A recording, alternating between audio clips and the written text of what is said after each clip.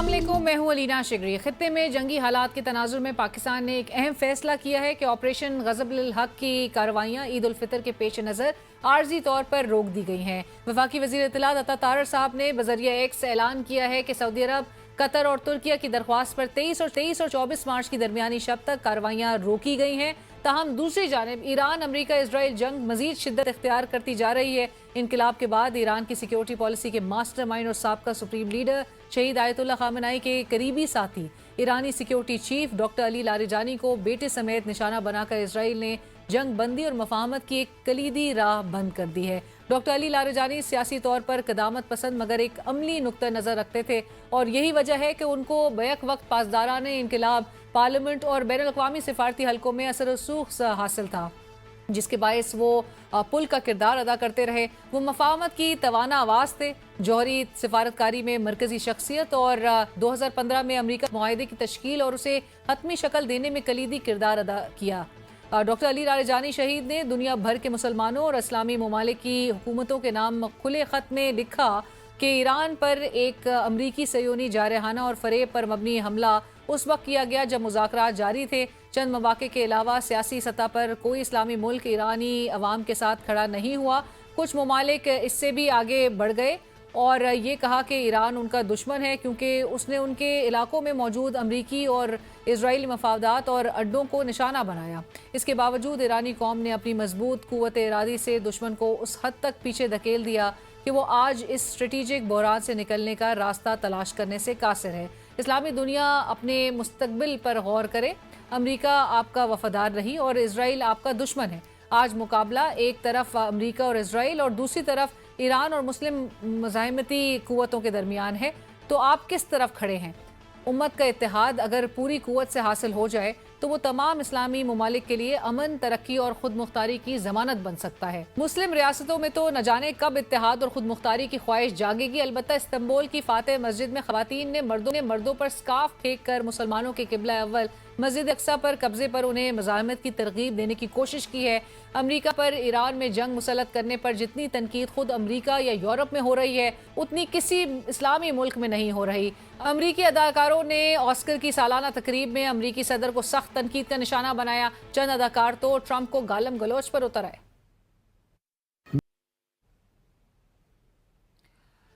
Oscar awards की तकरीब में अमरीकी सदर पर तनकीद के दौरान भारतीय अदाकारा प्रियंका चोपड़ा तजब्जुब का शिकार नजर आई। हालांकि कोई जी शऊ शख्स इस वक्त डोनाल्ड ट्रंप की हिमायत करता नजर नहीं आता, मगर भारत इजराइल गठजोड़ ने भारतीय फनकारों को इस हद तक मजबूर कर दिया कि वो जंगी जराइम तक का जिक्र नहीं कर सकते। दूसरी जानिब मकामी सियासत की बात की जाए तो ईद के बाद दर्जा हरारत बढ़ने का इम्कान जरूर नजर आता है। पाकिस्तान तहरीक इंसाफ के हार्ड लाइनर्स रिहाई फोर्स बनाकर आज़ादी या मौत के कंटेनर से तहरीक शुरू करना चाहते हैं, मगर आज पाकिस्तान तहरीक इंसाफ के सॉफ्ट फेसेस ने रिहाई फोर्स को रिहाई मूवमेंट में तब्दील कर दिया। हुकूमत की जानिब से तो पहले ही फोर्स लफ्ज़ पर एतराज़ किया जा रहा था। आज पाकिस्तान तहरीक इंसाफ के सेक्रेटरी जनरल सलमान अकरम राजा साहब ने रिहाई मूवमेंट का ऐलान करा कि ईद के चंद दिन बाद तहरीक के मरकजी अहदेदारान का ऐलान किया जाएगा और वज़ीर आला खैबर पख्तूनख्वा सोहेल आफरीदी साहब मरकजी किरदार अदा करेंगे। के फौरन बाद चंद दिन बाद अपने जो मरकजी ओहदेदारान हैं इस तहरीक के, इस मूवमेंट के, उनका ऐलान करेंगे। सोहेल आफरीदी साहब यकीनन इस तमाम मूवमेंट में कलीदी रोल अदा करेंगे। पाकिस्तान तहरीक इंसाफ खैबर पख्तूनख्वा के सदर जुनैद अकबर साहब का प्रेस कॉन्फ्रेंस में कहना था कि इस तहरीक में वो लोग निकलेंगे जो गोलियां खा सकें। हम लोगों से हल्फ लेंगे, कोई MNA MPA निकलना चाहता है तो अपनी जिम्मेदारी पर निकले।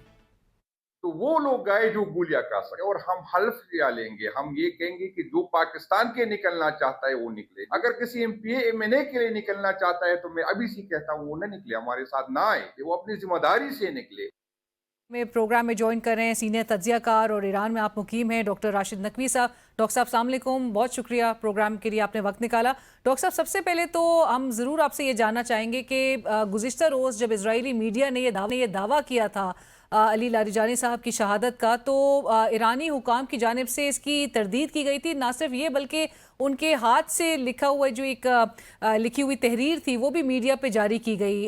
उनकी शहादत की तस्दीक फिर कुछ घंटों के बाद कर दी गई अगरचे, लेकिन इसकी आपके ख्याल में कोई ख़ास कोई वजह थी जिसकी वजह से ये कन्फर्मेशन फ़ौरन सामने नहीं आई?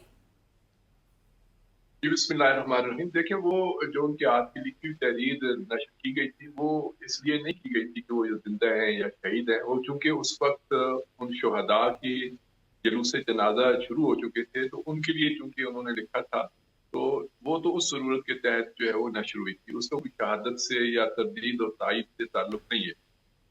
दूसरी बात जो आपने की है तो यहाँ पे देखें सिस्टम ये है कि जब तक मुकम्मल तौर पे 100% कंफर्म ना हो कोई चीज वो मीडिया में नहीं देते, क्योंकि यहाँ के मीडिया का जो तरीक़ेकार है उसमें फिर तरदीद को जो है वो अच्छा नहीं समझा जाता है। इसलिए जब तक उन्हें मुकम्मल तौर पे यकीन नहीं हो गया और सरकारी सतह पे उसको एक बाकायदा जैसे यहाँ का एक सिस्टम जो है तस्लीम करता है और उसको बाकायदा एक शहीद के उसमें लेके आता है, तो उस वक्त तक वो खबर नशर नहीं करते। न सिर्फ डॉक्टर लारीजानी शहीद थी बल्कि बाकी शहदा के भी इसी तरह ही है। तो यहाँ के मुताबिक तो मामूल से हट के बात नहीं थी। जब वो 100% कंफर्म हुआ उन्होंने उसकी खबर भी नशर कर दी। उसके बाद उन्होंने खबर नशर कर दी। राइट, बट डॉक्टर साहब, डॉक्टर लारीजानी की शहादत के बाद ईरान में इस वक्त क्या सेंटिमेंट्स हैं और अवामी जो गम गुस्सा है वो किस हद तक बढ़ गया है? देखें एक बड़ी अहम शख्सियत थी, बड़ा की रोल था उनका इनकलाब के अंदर भी और उन्होंने अपनी जिंदगी में बड़ी अहम अहम जिम्मेदारियां अंजाम दी हैं और अब भी बड़ी अहम पोस्ट पे थे। लेकिन ईरान के इस्लामी इनकलाब और यहाँ के सिस्टम को समझने की जरूरत है। यहाँ पे शख्सियात मैटर नहीं करती, यहाँ का सिस्टम बहुत मजबूत है। शख्सियात बदलती रहती हैं, तब्दील होती हैं। एक शहीद हुआ, उसने दूसरे ने उसको रिप्लेस कर दिया, तो गम गुस्सा तो अपनी जगह पे है। इतनी अच्छी शख्सियात जब चली जाती है, इतनी अवामी शख्सियात, आपने देखा कि वो बगैर किसी खौफ खतर के इतनी बड़े अहम पोस्ट पे थे, लेकिन कुछ रैली में वो आम आवाम के साथ जो है वो जुलूस में शरीक थे और उसके बाद भी उन्होंने कई जगहों पे शिरकत की है। तो अवाम के अंदर तो वो बहुत मकबूल भी थे और जाहिर है अहम शख्सियत भी थे। और फिर जाहिर है गासिब इसराइल और अमेरिका के हाथों जो शहीद होता है उसकी अजमत और अवाम में उसके लिए इज्जत और मंजिलत भी बढ़ जाती है। तो ये अपनी जगह पे है। लेकिन मैं जिस बात की तरफ मुतवज्जह करना चाहूंगा आपके नाज़रीन कि यहाँ के सिस्टम के अंदर ऐसे पहले भी कई वाकयात होते हैं जो सिस्टम बड़े स्मूथली आगे चलता है और दो दो तीन तीन लेयर्स तैयार हैं यहाँ पे। यहाँ के सिस्टम ने आइंदा के सिस्टम को चलाने के लिए एक बहुत अच्छा तरबियती प्रोग्राम जो है वो जारी रखा हुआ है और माजी में भी उसकी हमने मिसालें दी हैं और अब भी हम देखते हैं कि इनके यहाँ तो पूरी पार्लियामेंट उड़ जाती है, तब भी मामला पहले की तरह चलते रहते हैं। प्रेसिडेंट और प्राइम मिनिस्टर एक ही धमाके में शहीद हो जाते हैं, तब भी सिस्टम आगे बढ़ता रहता है। तो अब तो जंग है, जंग में तो ये सारी चीजें होती हैं, रिप्लेस भी होते हैं, शहीद भी होते हैं और लोग आगे बढ़ते हैं। लोग यहाँ के आगे की तरफ देख रहे हैं कि हमने इस इनकलाब को, अपने मुल्क को, अपने वतन को दुश्मन के मुकाबले में कैसे आगे लेके चलना है और उनकी ज्यादा तवज्जो इस पे है। यकीनन शख्सियात और इसमें भी कोई शक नहीं डॉक्टर साहब, आप भी इत्तेफाक करेंगे कि इस जंग ने ओवरऑल जो कौम है ईरान की उसको यूनिफाई किया है। अभी डॉक्टर लारीजानी की शहादत के हवाले से जो पासदाराने इनकलाब है उसने इनकी शहादत का बदला लेने का ऐलान भी कर दिया। इसकी डॉक्टर साहब प्रैक्टिकल मैनिफेस्टेशन किस तरह से नजर आएगी और आपके ख्याल में इस जंग में मजीद शिद्दत आती हुई दिखाई देगी आने वाले दिनों में भी? डॉक्टर अली लारीजानी नहीं बल्कि ईरान के हर शहरी का इंतकाम देने की उन्होंने बात की है। और नए रहबर ने अपने पहले खिताब में जिस अंदाज से दुश्मन को ललकारा है और अपने कौम के लिए और अपने वतन के और इस्लाम के मुजाहिदीन का इंतकाम लेने की बात की है, वो तो किसी एक शख्स या एक फर्द तक महदूद नहीं है। और इंतकाम लेने का भी एक जिसे कहते हैं कि तरीक़ेकार मौजूद है। वो एक जंग के जरिए से हो रहा है और जंग जहां से हमला होता है वहां पे भरपूर जवाब दिया जाता है। अब आप देखें कि गुज़िश्ता 2 दिनों के अंदर फिर आज का दिन भी आप देखें कि कितनी जोर शोर से, मैं अगर ये जुमला इस्तेमाल करूं कि पहले से ज्यादा सूरत और पहले से ज्यादा पावरफुल जो है वो मिसाइल दागे गए हैं। कुछ नए मिसाइल जो है ना गुज़िश्ता रात को इंट्रोड्यूस किए गए हैं।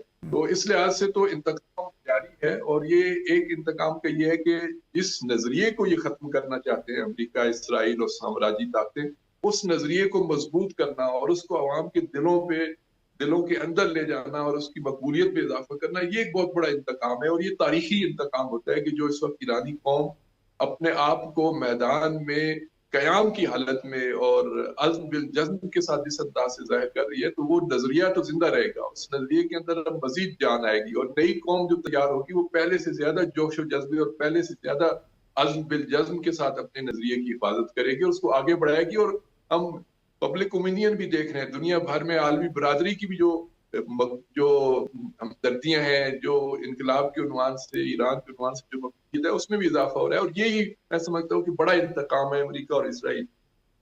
رائٹ, اور چونکہ امریکی صدر کو خود بھی اپنے گھر سے ہی بڑی مخالفت کا سامنا کرنا پڑ رہا ہے, خواہ وہ امریکی عوام ہو, وہاں کے لوگ ہوں, دیگر ان کی وہاں پر موجود تمام عوام جو ہے وہ اس کو بہت ہی ایک تنقیدی نگاہ سے دیکھ رہی ہے کہ جس طرح سے ایک یونیلیٹرل ڈیسیشن لیا گیا. اور نیٹو کنٹریز کا بھی آپ کو پتہ ہے کہ جس طرح سے اسٹریٹ آف ہرمز کی اس کو سیکیور کرنے کے بھی حوالے سے وہ اپنے حریفوں سے بھی پلیڈ کرتے رہ گئے, لیکن کوئی ان کو سپورٹ کرنے کے لیے تیار نہیں نظر آتا. کوشش بڑی اپروچ لیے ہوئے ہیں. ڈاکٹر صاحب, لے کے جاتے جاتے جس طرح سے ایک امریکی اور یہ اسرائیلی اہداف نظر آ رہے تھے, اسٹارٹنگ فرام کے جہاں پر وہ پروٹیسٹ کو ٹریگر کر کے وہ ایک ایرانی عوام کے درمیان جو ہے وہ ایک فرکشن کریٹ کرنا چاہتے تھے, اس میں بھی کامیاب نہیں ہوئے. تو اس کے بعد لیڈرشپ کو جس طرح سے ٹارگٹ کیا جا رہا ہے, آپ کے خیال میں لیڈرشپ کا ان حالات میں آپریٹ کرنا مشکل اگرچہ ضرور ہو رہا ہے, اور کیا ایرانی قیادت کو اب انڈر گراؤنڈ رہ کر آپریٹ کرنا ہوگا؟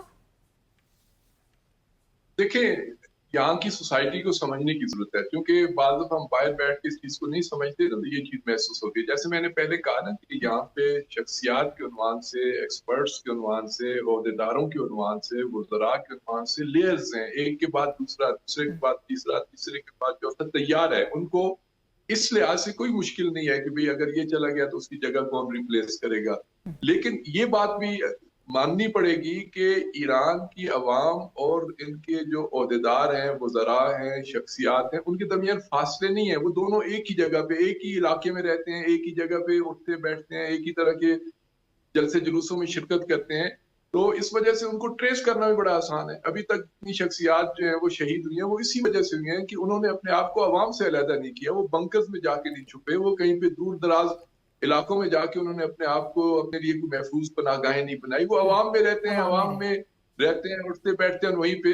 تو اس وقت مجھے یہ سمجھ آ رہی ہے, جیسے آپ نے کہا کہ آئندہ یہ سسٹم کیسے آپریٹ کرے گا. اگر عوام کی طرف سے یہ دباؤ بڑھا شخصیات کے لیے, عہدیداروں کے لیے, اور جو مین اس وقت لیڈرشپ ہے کہ اب آپ میدان میں نہ آئیں, اب آپ صرف سسٹم کو چلائیں, میدان میں ہم رہیں گے, آپ اپنے محفوظ پناہوں میں پناہ گاہوں میں بیٹھ کے سسٹم کو چلائیں, تو شاید پھر یہ لیڈرشپ مان جائے اور وہ عوام میں نہ آئے اور سیکیورٹی کی صورتحال بہتر ہو جائے. اور اگر یہ سلسلہ نہ ہوا تو وہ تو شہادتیں ہوتی رہیں گی, وہ بھی عوام میں آتے رہیں گے, ان کو ٹارگٹ کرنا بھی آسان ہوگا.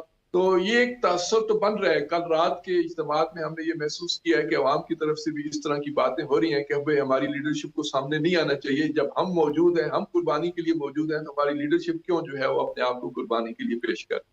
Right, thank you so much doctor صاحب, بہت شکریہ. پروگرام میں وقت ہوا ایک بریک کا, ہمارے ساتھ رہیے. پاکستان تحریک انصاف کے سیکرٹری جنرل سلمان اکرم راجہ صاحب اس وقت ہمیں پروگرام میں جوائن کر رہے ہیں. راجہ صاحب السلام علیکم, بہت شکریہ پروگرام کے لیے آپ نے وقت نکالا. راجہ صاحب, before I go on to ask you about the recent announcement جو آپ لوگ نے عمران خان رہائی موومنٹ کا اعلان کیا ہے, اس سے پہلے وزیر اطلاعات عطا طاہر صاحب نے جو ٹویٹ کیا اور انہوں نے بتایا کہ عمران خان صاحب کی جو فون کال ہے, it will be arrange on Eid day with his children as done in the past as well. وہ کہتے ہیں his children are welcome to visit Pakistan on their NICOP cards as Pakistani citizens for which no visa is required. However, they will fully comply with the laws of Pakistan during their stay. راج صاحب, کیا رد عمل ہے آپ کا, اور آپ حکومت کی اس بات پر یقین کرنے کو تیار ہیں کہ حکومت فیسیلیٹیٹ کرے گی, اگرچہ وہ کہتے ہیں کہ لیگل ریکوائرمنٹس کے ساتھ وہ فلی کمپلائی کریں ان کے بیٹے؟ دیکھیں, یقین تو کسی بات پہ ہم نہیں کریں گے, لیکن اگر عید والے دن بیٹوں سے گفتگو ہو جاتی ہے تو یہ اچھی بات ہوگی. یہ بنیادی ایک انسانی تقاضا ہے. اب تک یہ حکومت بنیادی انسانی تقاضے پورے نہیں کرتی رہی, لیکن اگر اس دن یہ ان کی گفتگو کراتے ہیں تو یہ اچھا ہوگا. میں آپ کو بتاتا چلوں کہ کل ان کے لیے, خان صاحب کے لیے اور بشرا بی بی کے لیے کپڑے بھیجے گئے تھے عید کے لیے, وہ نہیں وصول کیے اڈیالہ کی انتظامیہ نے, واپس کر دیے. تو کوئی رویہ ابھی تک ہمیں اچھا نظر نہیں آ رہا. اور جہاں تک بیٹوں کے پاکستان آنے کا تعلق ہے, انہوں نے اپنے پاسپورٹ پہ ویزے کے لیے اپلائی کیا ہے, تو ویزا دینے میں ان کو کیا دقت ہے؟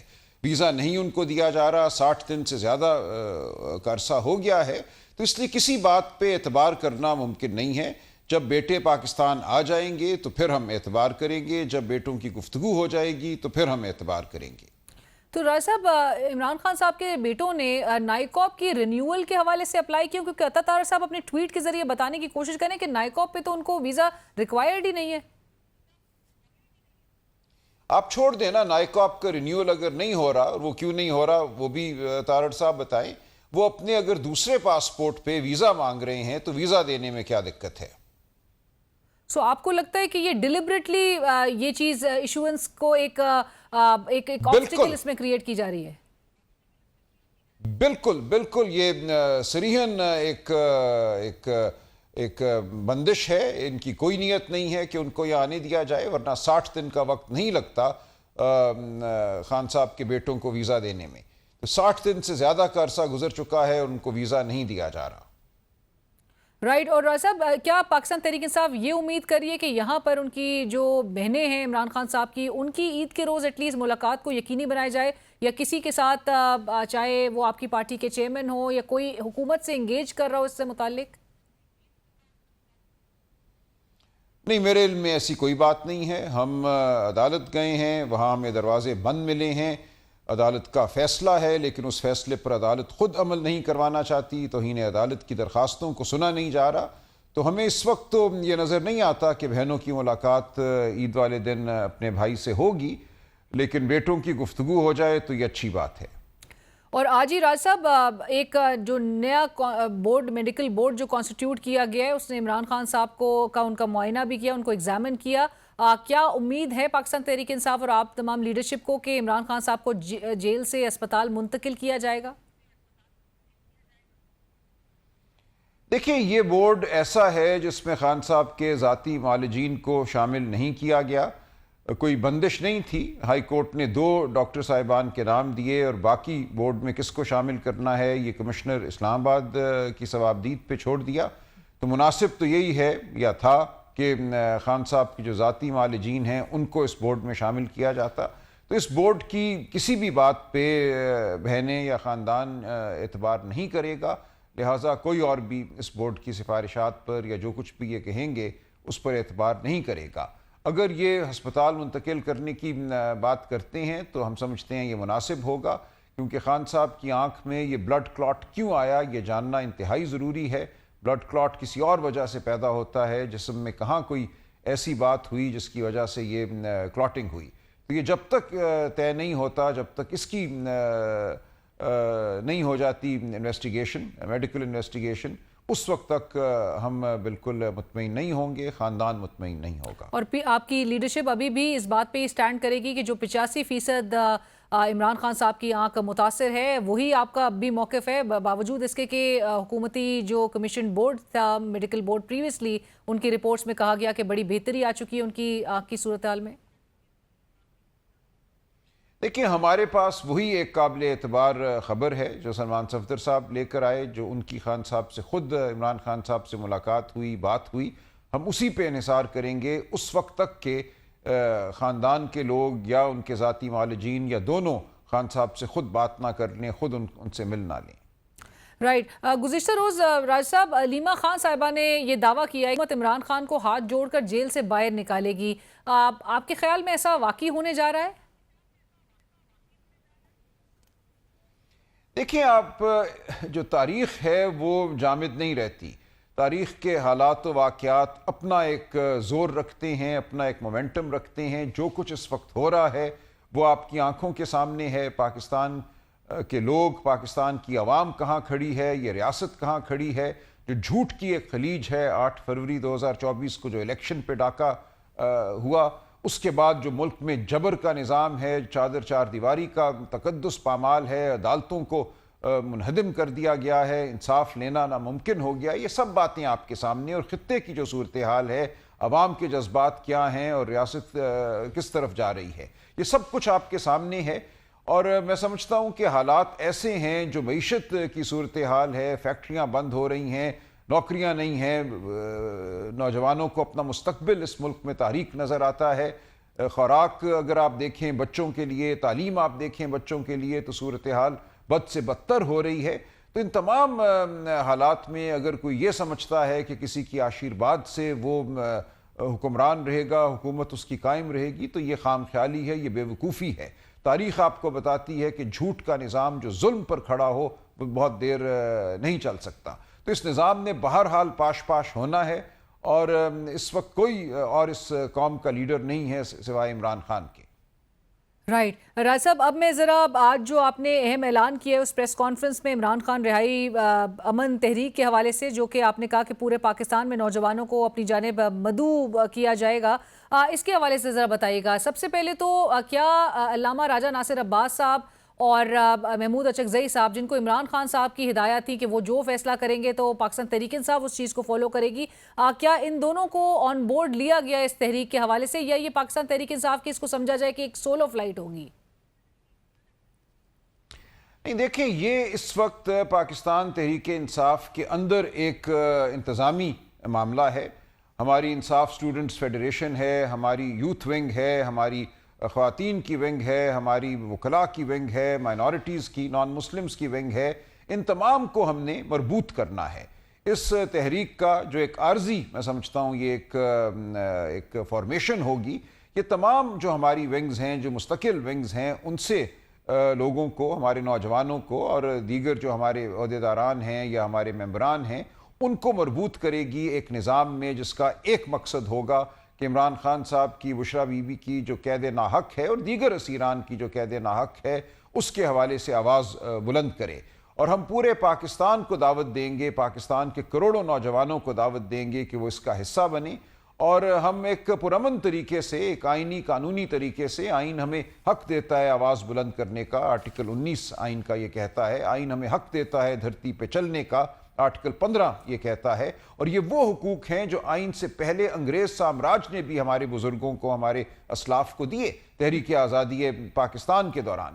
تو ہم انہی حقوق کو استعمال کریں گے ایک منظم طریقے سے، ایک پرامن طریقے سے، اور اپنی آواز بلند کریں گے۔ اور میں بار بار یہ کہتا ہوں کہ اگر پاکستانی قوم صرف اپنے گھروں کے باہر، اپنے گاؤں میں، اپنے چوراہوں میں کھڑی ہو جائے خاموش، تو یہ نظام نہیں چل سکتا، یہ نظام گر جائے گا، یہ کروڑوں کی خاموشی کو نہیں سہ سکتا۔ یہ جو تحریک کی شکل اب نظر آئے گی پوسٹ عید سیناریو میں، اس کا الٹیمیٹ جو رخ ہوگا وہ اسلام آباد کی جانب ہوگا، اور اگرچہ آپ بھی آج بھی پریس کانفرنس میں کہتے کہ اسلام آباد آنا حتمی ہوگا، لیکن ڈیٹ یا کوئی ٹائم فریم ابھی تک مائنڈ میں نہیں ہے آپ کے؟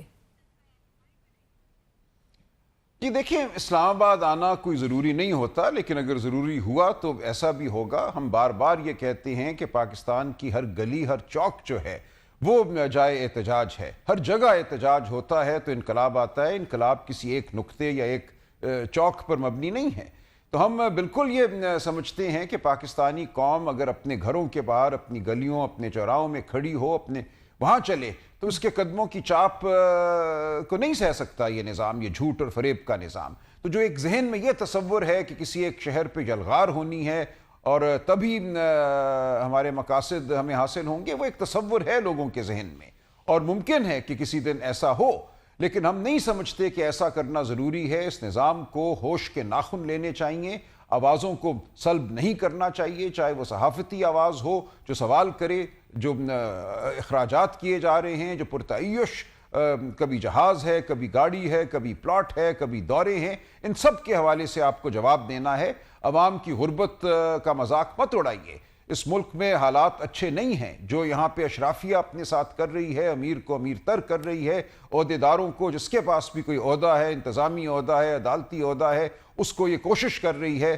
کہ سوغات میں عوام کا ٹیکس جو ہے اس سے لی گئی اشیاء پیش کرے، تو یہ قابل قبول نہیں ہے۔ تو اس لیے یہ ایک تصور ہے ایک نقطے کی جانب یلغار کا، لیکن ہم یہ سمجھتے ہیں کہ انقلاب پورے ملک میں آتا ہے، قوم کی ایک اجتماعی آواز انقلاب ہوا کرتی ہے، اور انشاءاللہ یہ انقلاب اس ملک میں آئے گا۔ لیکن راج صاحب، ساتھ ساتھ جہاں پر جس طرح آپ کہہ رہے ہیں کہ مسائل کا ایک انبار اگرچہ ضرور ہے، اور آپ نے آج بھی پریس کانفرنس میں کہا کہ تاریخ کھائی سے वतन अजीज़ को बाहर निकालना है, लेकिन उसके हवाले से अपोजिशन पे सबसे ज़्यादा इस वक्त तनकीद हो रही है और आपकी जमात पे, क्योंकि सबसे बड़ी जमात इस वक्त पाकिस्तान तहरीक इंसाफ है, जिसके पास कहा जा रहा है कि कोई स्ट्रैटेजी नहीं है। हुकूमत जो है इस बात का तमस्कर उड़ा रही है कि पिछले 2 साल से आप कोई मौसर एहतजाज या कोई तहरीक नहीं चला पा रहे हैं। बहुत दफ़ा फाइनल कॉल का ऐलान किया गया और अब भी 8 फरवरी के बाद के सिनारियों में, जहाँ पे पार्लियामेंट के बाहर भी एक धरना दिया गया, अंदर भी जो है वो जिस तरह से हमें अराकीन मैसूर नजर आए, कोई इम्पैक्ट नहीं अगरचे अब तक हाल कोई क्रिएट कर सके। सो अभी तैयारी मुकम्मल है और अब क्या वाकई में हुकूमत को अंडर प्रेशर लेकर आया जाएगा और अपने अहदाफ हासिल कर सकेंगे आप? देखें, ये मामलात जो हैं ये तारीख पैदा करती है, एक चिंगारी होती है जो फूटती है। ट्यूनिसिया में एक सब्ज़ी फरोश ने, एक फ्रूट फरोश ने अपने आप को आग लगाई और पूरी अरब दुनिया में एक इनकलाब बरपा हो गया। ये चीज़ें पहले से इस तरह लिखी नहीं जाती, ये कोई कहानी की स्क्रिप्ट नहीं होती कि फ़लाँ दिन ये होगा और फ़लाँ दिन ये होगा। हम खड़े हैं, हम अवाम के सामने खड़े हैं, अवाम के मसाइल अवाम खुद जानती है और किस दिन पाकिस्तान की अवाम अपना फ़ैसला करेगी मैं नहीं कह सकता, लेकिन फ़ैसला पाकिस्तान की अवाम ने करना है। ये फ़ैसला चंद सियासी वर्करों का नहीं है। मैं बार बार ये कहता हूँ कि 40-50 हज़ार सियासी वर्कर इनकलाब नहीं लाते, इनकलाब पूरी कौम लाती है और ये कौम इंशाअल्लाह इनकलाब लेकर आएगी। वो कौन सा लम्हा होगा, उसके मुहर्रिकात क्या होंगे मैं नहीं कह सकता, लेकिन हम बदस्तूर दरवाज़ा खटखटाते रहेंगे, अकल का, होश का।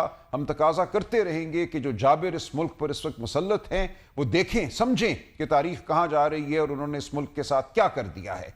लेकिन अगर ऐसा नहीं होता तो पाकिस्तान की आवाम खुद अपना फैसला करेगी और ये फैसला जल्द होगा, देर से नहीं होगा। राइट। और साहब मैं ये भी ज़रूर आपसे पूछना चाहूँगी, चूँकि आज ही प्रेस कॉन्फ्रेंस में दौरान गुफ्तगू जुनैद अकबर साहब ने कहा कि इस तहरीक में वो लोग निकलें जो गोलियां खा सके। हम लोगों से हल्फ लेंगे, कोई MNA या MPA निकलना चाहता है तो अपनी जिम्मेदारी पे निकले। अब इसमें बड़ी तनकीद हो रही है राजा साहब, MNAs MPAs जो कि इस वक्त पर्क्स और प्रिविलेजेस इंजॉय कर रहे हैं, उनको बज़ाहिर तो ऐसा लग रहा है कि एक बिल्कुल एक ऐसा एक सेफ एग्जिट दिया जा रहा है इससे कि अगर वो निकलना चाहे या ना निकलना चाहिए तो ये उनकी स्वाबदीद है। वेराज जो आपका वर्कर है जो मारे पहले भी खाता रहा है, वो अब भी क्या उसको ही आगे किया जाएगा? नहीं, ये मतलब बिल्कुल नहीं था। जुनैद अकबर साहब ने एक इस्तियारे का इस्तेमाल किया कि देखिए हिम्मत से निकलो, जिसमें हिम्मत है। और आप जानती हैं 26 नवंबर को क्या हुआ, आप जानती हैं मुरीदके में क्या हुआ। ये खूनखार निज़ाम है। देखिए ऐसा अंग्रेज़ ने भी नहीं किया था। बार बार मैं ये कहता हूँ, अगर अंग्रेज़ ने गोली चलाई होती कायद आज़म पर, लियाकत अली ख़ान पर, सरदार अब्दुल रब नश्तर पर, उनको उठाया होता, उन पर ज़दोकोब किया होता, उनको जेलों में डालकर कपड़े तार तार किए होते, तो शायद कोई सूरत हाल मुख्तलिफ होती। लेकिन इस दौर में भी हम ये समझते हैं कि अज़म के साथ आगे बढ़ना हमारा एक फरीज़ा है। तो जुनैद अकबर साहब ने ये कहा है कि वो लोग सामने आएंगे और उसमें सब शामिल होंगे जो अज़म रखते हैं, जो हिम्मत रखते हैं। राइट। और साहब जाते जाते सियासी मंजरनामे पे अगरचे आपकी गुफ्तगू से लग रहा है कि हलचल बपा होने जा रही है, अदालती मंजरनामा आप क्या देख रहे हैं? पोस्ट ईद सिनारियो में आपको लग रहा है कि इमरान खान साहब को कोई आप फोर्सी कर रहे हो, कोई रिप्रीव उनके लिए 190 मिलियन पाउंड केस में जो सज़ा मअतली की अपील है वो भी 1 अप्रैल को फिक्स की गई है, कोई रिलीफ की उम्मीद है? देखिए मुकदमे में तो कुछ भी नहीं है, ये लग़्व मुकदमे हैं। 190 मिलियन पाउंड क्या बात करती हैं, एक पैसा कहीं इधर उधर नहीं हुआ।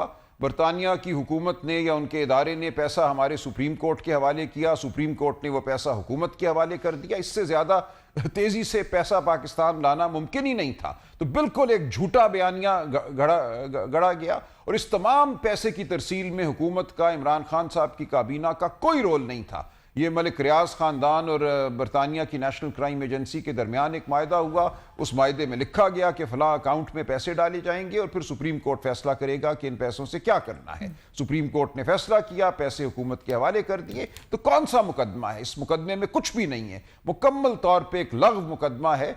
तो इसलिए बिल्कुल इसमें हम समझते हैं खान साहब को, बुशरा बीबी को आज़ाद होना चाहिए, बरी होना चाहिए। लेकिन क्या मुझे उम्मीद है? तो मैं बहुत अरसे से कह रहा हूँ कि 26वीं 27वीं तरमीम का मकसद ही उम्मीद को ख़त्म करना था। मकसद ही ये था कि अदालतों को इस तरह खड़ा किया जाए कि कोई उम्मीद ना कर सके। लेकिन हम फिर भी समझते हैं कि जैसी भी अदालत हो उसको बहरहाल इस मुकदमे को ख़त्म करना होगा। इस मुकदमे में कुछ नहीं है।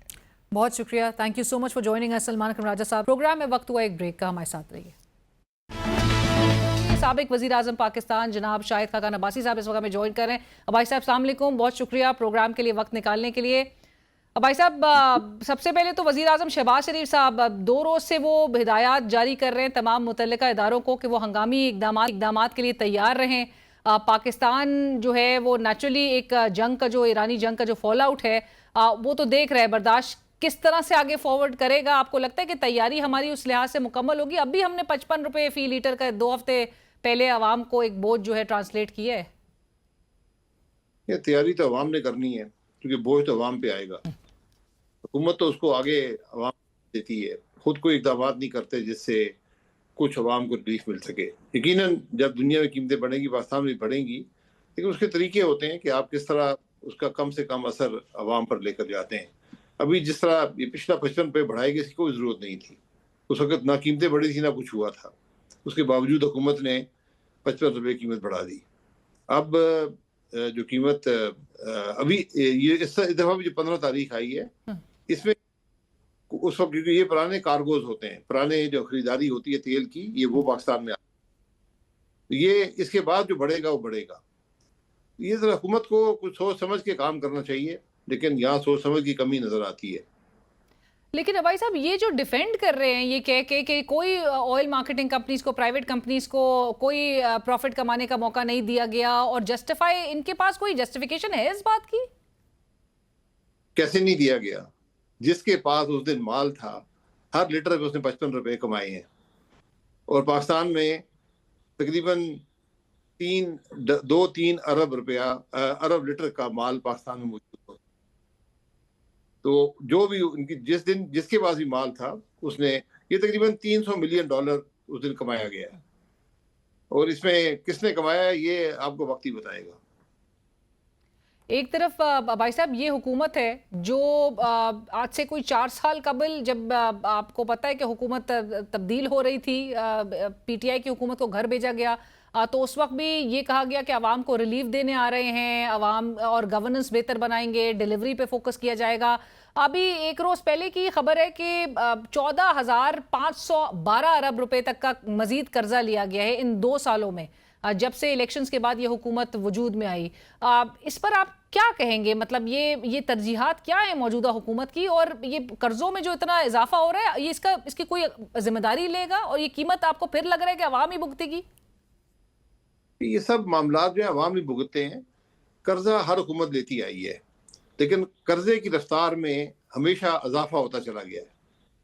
जो 2018 तक हुकूमत थी उसने भी कर्जा लिया, उसके बाद जो हुकूमत आई इमरान खान साहब की, उसने उस कर्जे की रफ्तार को बढ़ा दिया, और ये पिछले 4 साल में कर्जा शायद दुगना हो गया। तो कर्जे की हमने कोई ऐसे इक़दाम नहीं ले रहे कि हमें कर्जा लेने में कमी वाक़या हो, हम कम से कम मुस्तकबिल में कम कर्जा लें। ये बड़ी कैफियत है, क्योंकि आज और फिर बात करते हैं कि मईशत बड़ी मजबूत हो गई है। मईशत मजबूत होती है, आपको कर्जा ना लेना पड़ता, ये एक सीधी बात है।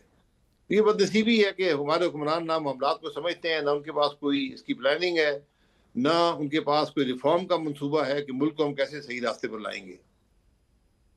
राइट। और अभी जो हमें किफ़ायत शुआरी के नाम पर जिस तरह बताया गया है, वज़ीर आज़म ने कहा कि 2 माह की वज़रा तनख्वाह नहीं लेंगे काबीना के अरकान, और सरकारी जो मुलाजमीन हैं उनकी तनख्वाहों में कटौती होगी। आपको लग रहा है इससे कोई फ़र्क पड़ेगा? ये हमेशा ये बातें होती हैं पाकिस्तान में, और यकीनन ये भी कहा होगा कि मोटरसाइकिल पर डबल सवारी नहीं होगी। हमारे पास एक पूरा एक फार्मूला होता है जो पिछले 78 साल से हमारे पास है कि कोई भी हो, मुल्क में कोई आफत आए, कोई और मुश्किल हो, तो हमने ये फार्मूला अपनाना है। सेक्शन 144। हाँ, काबीना तनख्वाह नहीं लेगी, वज़ीर आज़म साहब बिल्कुल घर से जेब से पैसे दिया करेंगे, और जो सरकारी डबल सवारी पर पाबंदी, उन पर सारा बोझ डालेंगे, और डबल सवारी पर पाबंदी होगी। ये हमारे फार्मूले हैं। भाई आप ये बताएं, आप ये सब ना करें, आप हुकूमत अपने खर्चात कम करे। कभी कोई जहाज खरीद लेता है, कभी आप चेयरमैन सेनेट की गाड़ी करोड़ों की लैंड क्रूजर उनको दी जा रही है। जी, उनको सिला देना है ना, कि जो आपको जजमेंट्स देते हैं जज, तो उनको सिला देना पड़ेगा आपको।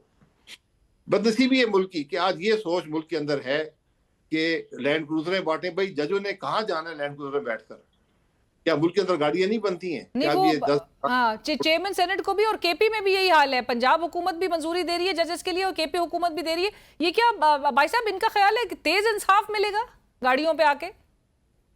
جی یہی دیکھیں ہماری یہی سوچ رہتی ہے. اب چیئرمین سینٹ جو ہیں یہ سینٹ میں سارے ارب پتی بیٹھے ہوئے ہیں, ان کو اپنی گاڑیاں نہیں ہیں ان کے پاس. کیا کسی کو شرم ہے کہ اس غریب ملک پر ہم ان گاڑیوں کا بوجھ ڈال رہے ہیں؟ کسی کو پرواہ ہے؟ کسی کو فکر ہے اس بات کی کہ ہم کر کیا رہے ہیں؟ یہ ایک سوچ کی عکاسی ہے اور یہ ایک ناکام اور فرسودہ سوچ ہے جو آج ملک کے اندر ہے. بٹ آپ کو لگتا ہے کہ اس میں ایسے میں رانا ثناء اللہ صاحب گزشتہ روز بات کر رہے تھے تو کہتے ہیں کہ ہم پھر کیا گھوڑے گدھوں پہ آئے کہ اگر گاڑیاں نہیں ہوئی تو وہ جسٹیفائی کر رہے تھے کہ گاڑیاں ٹھیک ہے. اب یہ جہاز بھی جو گلف سٹریم جہاز لیا گیا یہ بھی جسٹیفائیڈ ہے کہ جہاز ہونا چاہیے, یہ بھی ضرورت وقت کی ضرورت ہے. مجھے دنیا میں کوئی صوبہ بتا دیں, انڈیا میں بتا دیں, ترکی میں بتا دیں جن کے پاس یہ جہاز ہو. یہ مہنگا ترین جہاز ہے, لانگ رینج جہاز ہے. پنجاب میں جہاز لینے کا کیا مقصد ہے؟ اب آپ اس کو جسٹیفائی کر رہے ہیں. کبھی کہتے ہیں ہم نے ایئرلائن کے لیے لے لیا. بھائی آپ بتا دیں کہ پنجاب کے چیف منسٹر نے کہاں جانا ہوتا ہے, پنجاب حکومت لوگوں نے کہاں جانا ہوتا ہے. اگر آپ نے جانا ہے وفاق کے پاس جہاز ہیں, ان سے لیں اور جائیں. یہ میں کہہ رہا ہوں یہ ایک سوچ ہے جو اس ملک کو تباہی کی طرف لے کر جا رہی ہے. یہ آج ہمارے حکمرانوں کو اپنی سوچ بدلنی پڑے گی, ورنہ مشکل حالات ہیں ملک کے میں. وہ مالک صاحب کی خبر تھی کہ اس جو گلف سٹریم جہاز لیا گیا ہے پنجاب حکومت کی جانب سے, اس کے جو پائلٹس ہیں اس کا ایک کی تنخواہ $32,000, ایک کی $38,000, اور پھر یہ جو وینا کا ایک سفر کر کے یہ جہاز واپس آیا ہے. یہ ٹیکنیکل یہ وجوہات کے حوالے سے کہہ رہے ہیں کہ جی تکنیکی جو ہے وہ چیزوں کی دیکھ بھال کے لیے اس کو جہاز کو وینا سفر کرایا گیا. یہ ایسا ہوتا ہے بھائی صاحب؟ جی ہوتا بھی ہے اگر ضرورت پڑتی ہے. جہاز تو ابھی آیا ہے, اس کو ایک دم مینٹنس کی کیا ضرورت پڑ گئی ہے؟ یہ جہاز تو کئی ہزار گھنٹے کے بعد یہ اگر مینٹنس میں گیا تو اس کی ذرا انوائسز دکھا دیں کون سی جگہ مینٹنس میں گیا ہے, جہاں یہ دکھا دیں. یہ دیکھیں اس ملک کے عوام اور رجسٹریشن نہیں ہے. اتنا بیوقوف بناتے آئے کہ ہم سمجھتے ہیں ہم جو بات کریں گے لوگ مان لیں گے. لوگ آج تنگ ہیں حکمرانوں سے. اور بھائی صاحب اس جہاز کے حوالے سے اس کی رجسٹریشن کوئی چیز آن پیپرز دکھانے کو بھی نہیں ہے. جی ہے نہیں نا, جلدی تھی نا, ہم جہاز جلدی میں لیتے ہیں اور ہمیشہ پرانا جہاز لیتے ہیں, کمیشن پرانے جہاز میں زیادہ ملتا ہے.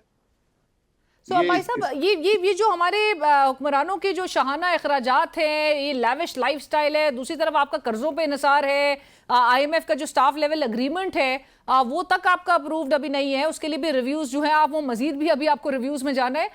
ایک ملک جو کہ قرضوں تلے ڈوبا ہوا ہے, جس کی عوام 45% سطح غربت کے نیچے رہ رہی ہے, انفلیشنری پریشرز جو ہے مزید سر پہ منڈلا رہے ہیں, ایسے ملک کے حوالے سے دنیا کیا سوچے گی؟ جی دنیا یہی سوچتی ہے آپ کے بارے میں, اچھا تو نہیں سوچیں گے. مجھے اب یہ بتا دیں ٹرمپ کے پاس یہ جہاز ہے, کسی یورپین حکمران کے پاس ہے, آپ کو گلف میں بھی یہ جہاز بہت کم ملے گا, اور کوئی ایسا ملک غریب ملک نہیں ہے جو یہ جہاز رکھ سکے. لیکن ہم نے جہاز خرید لیے, یہ ایک نہیں ہے, بہت سارے ایسے جہاز ملک کے اندر ہیں. رائٹ. سو بھائی صاحب یہ اوور آل جو ہماری حکومت ہے سینٹ پنجاب کی اور دیگر صوبوں میں بھی جس طرح سے معاملات کو چلایا جا رہا ہے, یہ 2 سالوں کا آپ کس طرح سے اس کو پورا ایک سم اپ کریں گے؟ سم اپ کیا کرنا ہے؟ پاکستان غریب سے غریب تر ہوتا جا رہا ہے, ہمارے قرضے بڑھتے جا رہے ہیں, پاکستانی غریب سے غریب تر ہوتے جا رہے ہیں, سطح غربت میں اضافہ ہو رہا ہے, بچے جو اسکول سے باہر ان میں اضافہ ہو رہا ہے. آج پاکستان ایک پولیس اسٹیٹ بن گیا ہے, آپ کے پاس کوئی فنڈامنٹل رائٹس نہیں ہے, اور ہم اس کو ملک ہم کہتے ہیں جی بڑا اچھا ملک چل رہا ہے. ہماری افغانستان سے جنگ جاری ہے. آج وہ بورڈ آف پیس کہاں گیا؟ بورڈ آف پیس جیسے ہم جا کے بیٹھتے تھے, آج وہ ہمارے ملکوں پر حملہ آور ہے. ایران پر اس نے حملہ کیا ہوا ہے, اور پورے گلف کے اندر جو ہمارے بھائی ہیں ان سب پہ آج ایک جنگ کا سما ہے, اور ہم جا کے بورڈ آف پیس کی باتیں کرتے ہیں. یہ ایک ناکام پالیسیز ہیں, ایک ناکام سوچ ہے جو ملک کے اندر مسلط ہے. ناکام پالیسیز, ناکام سوچیں. پر دوسری طرف بھائی صاحب اپوزیشن کے بھی کردار پر آپ کیا کہیں گے جو ایک ابھی تک مؤثر اپوزیشن ادا نہیں کر سکی؟ دیکھیے اپوزیشن جو بڑی ہے وہ پی ٹی آئی ہے, اس کے پاس ایک حکومت بھی ہے, نہ وہ حکومت چلاتے ہیں, ان کا صرف ایک نکاتی ایجنڈا ہے کہ عمران خان صاحب کو جیل سے باہر نکالیں گے. یہ آج تک کسی سیاسی جماعت نے ایسا ایجنڈا نہیں رکھا. تو اپوزیشن نہ اپنا کام کر رہی ہے نہ حکومت چلا رہی ہے، تو حکومت بھی ناکام ہے، اپوزیشن بھی ناکام ہے. یہ آج ہمارے ملک کی کیفیت ہے. اور ایسے میں آپ کو حل، کیونکہ کوگمر سچویشن ہے یہ، تو اس میں آپ کو ایک وے آؤٹ کیا نظر آ رہا ہے؟ آپ اکٹھے آپ کو پوسٹ ایٹ سیناریو میں یہ بیٹھتے ہوئے دکھائی دے رہے ہیں کہیں نہ کہیں، یا پھر یہ سٹیٹس کو برقرار رہتا دکھائی دے رہا ہے؟ کون بیٹھے گا؟ جن کو عوام کی پرواہ نہیں ہے، جن کو عوام کا ووٹ نہیں ملا، کس کے ساتھ بیٹھیں گے؟ کیا بات کریں گے؟ آج آپ جہاز خرید رہے ہیں، آپ لینڈ کروزریں بانٹ رہے ہیں، اور پھر جسٹیفائی بھی کرتے ہیں. یار آپ نے چوری کرنی ہے تو چوری پہ جسٹیفائی تو نہ کرے نا. یہ عوام کا پیسہ ہے جو آپ خرچ کر رہے ہیں ان چیزوں پر. رائٹ. بھائی صاحب، دوسری طرف جہاں پر آپ نے کہا کہ اپوزیشن کی سب سے بڑی جماعت پاکستان تحریک انصاف، اب ان کے ایک گلہ یہ بھی ضرور رہا کہ عید سے قبل بھی جو ایک ملاقات آخری ہونی تھی منگل کے روز، وہ بھی نہ ہو سکی عمران خان صاحب کی فیملی، ان کی وکلا کی ٹیم سے. یہ بھی کس قسم کا ایک میسج جو ہے وہ دنیا بھر میں جاتا ہے کہ جو پرزنرز ہیں اور ہائی پروفائل اسپیشلی پرزنرز، ایک سابق وزیر اعظم جس کو سولٹری کنفائنمنٹ میں رکھا ہوا ہے، دسمبر سے کوئی ملاقات فیسیلیٹیٹ نہیں ہو سکی، اور آپ نے یہ ایک موقع جو کہ آپ پرہیپس ایک کانفیڈنس بلڈنگ میجر کے طور پہ ہی صحیح، کیونکہ عدالتی احکامات کی روشنی میں تو آپ فالو نہیں کر رہے، لیکن یہ کیا میسج دیا ہے موجودہ حکومت نے؟ دیکھیں، میسج کی بات نہیں ہے، ایک بنیادی حق ہوتا ہے. اس سے پہلے بھی لوگ جیل میں گئے ہیں، یہ سلوک نہیں ہوا کسی کے ساتھ. غلطیاں سب نے کی ہیں. عمران خان صاحب نے لوگوں کو سالٹری میں رکھا تھا، انہی سیلز میں رکھا تھا، لیکن اگر اس نے غلطی کی تو آپ بھی وہ غلطیاں کر رہے ہیں. کیا اس غلطی میں شامل ہونا چاہتے ہیں؟ ایک عجیب سوچ ہے ملک کے اندر. اور یہ آپ دیکھیں گے، یہ ماضی میں بھی یہ کیس بنے ہیں، سزائیں ہوئی ہیں، اور آخر پتہ چلتا ہے کہ نہیں جی وہ تو بڑی مینیپولیٹڈ تھیں اور جج کو خرید لیا گیا تھا، جج دباؤ میں تھا. اور جو بیچارہ بھگت چکا ہوتا ہے، پورا دنیا تماشا دیکھتی ہے کہ یہ کس قسم کا ملک ہے کہ ہر وزیر اعظم کو جیل میں ڈالتے ہیں، ہر ایک کو سزائیں دیتے ہیں، اور پھر پتہ چلتا ہے کہ یہ تو جج جھوٹ بول گئے. عجیب سا ملک بن گئے ہیں. اور ہمیں بدقسمتی یہ ہے کہ ہمیں خرابی نظر ہی نہیں آتی، ہم اس خرابی کو آج محسوس ہی نہیں کرتے. بھائی صاحب، لیکن آپ بھی جیلیں بھگت چکے ہیں، کیسز بھگت چکے ہیں، اس طرح کی صورتحال کہ جہاں پر عید کے تہوار ہو، ایسے اوکیزنز ہوں، اس میں بھی فیملی سے اسی طرح سے بارڈ رکھا جاتا تھا؟ دیکھیں، ہوا ہے ماضی میں بھی، لیکن آپ آج اگر ملنے کی بات ہے تو ویسے بھی آپ کا حق ہے کہ آپ کو ہفتے میں ایک ملاقات ہونی چاہیے، تو ملاقات دے دیں. شہباز صاحب کو بھی ملاقات آتی رہی ہے، میاں صاحب بھی ملاقات جب جیل میں تھے لاڈی میں، ہم سب اکٹھے ہوتے تھے وہاں ایک ہفتے میں. وہ ماشاء اللہ کا دور تھا، اس میں بھی ملاقات ہو جاتی تھی. آج تو نام نہاد جمہوریت ہے ملک کے اندر. جہاں پر آپ کہتے تھے ایک ریکنسیلیشن کمیشن اور اکٹھے جو ہے وہ بیٹھنے کی طرف آیا جائے، وہ صورتحال آپ کو بنتی دکھائی نہیں دے رہی ہے؟ نہیں، وہ سوچ ہی نہیں ہے نا. آپ سوچ دیکھ لیں ملک کے حکمرانوں کی سوچ کیا ہے. صرف ان کی سوچ نہیں، آپ اپوزیشن کی سوچ بھی دیکھ لیں. آج کسی کو ملک کی پرواہ نہیں ہے. آج ہر ایک اپنی بات کر رہا ہے کہ میرا بس یہاں سے کچھ نکل آئے، میرے اقتدار کو مل جائے، میری بات سنی جائے.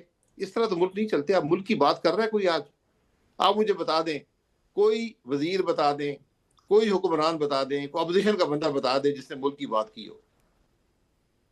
اینڈ بھائی صاحب، if you were to give any advice to Prime Minister Shahbaz شریف، کیا وہ مشورہ ہوتا ان کو ان حالات میں؟ میری ایڈوائس سے وہ بالا تر ہے. مشورہ کیا دیں؟ گھر جائیں، اس ملک کو چلنے دیں، اس ملک میں رول آف لا لائیں، اس ملک میں حکومت ایسی بنے جو ملک کے معاملات حل کر سکے. 4 سال ہو گئے، کیا کر سکیں؟ آج تک کیا ڈیلیور کیا آپ نے؟ یہ ہماری بد نصیبی ہے کہ ہم اپنی نہ اپنی خرابی کو سمجھتے ہیں، نہ ملک کے معاملات کو سمجھتے ہیں کہ کیسے بہتری آئے گی ملک کے اندر. رائٹ. تھینک یو سو مچ. بہت شکریہ شاہد خاقان عباسی صاحب فار یور ٹائم سر.